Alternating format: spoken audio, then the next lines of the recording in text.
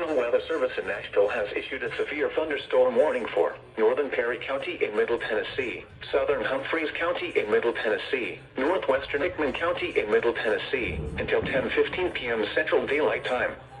At 9:11 p.m. Central Daylight Time, a severe thunderstorm was located 8 miles north of Linden, moving northeast at 40 miles per hour. Hazard, 60 miles per hour wind gusts and quarter-size hail. Source, radar indicated.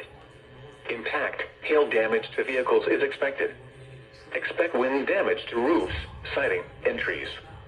Locations impacted include Centerville, Hurricane Mills, Lobelville, Pinewood, Nunnally, Bucks North, and I-40 near the Tennessee River. This includes Interstate 40 between mile markers 136 and 162. For your protection, move to an interior room on the lowest floor of a building. A tornado watch remains in effect until 3 a.m. Central Daylight Time for Middle Tennessee.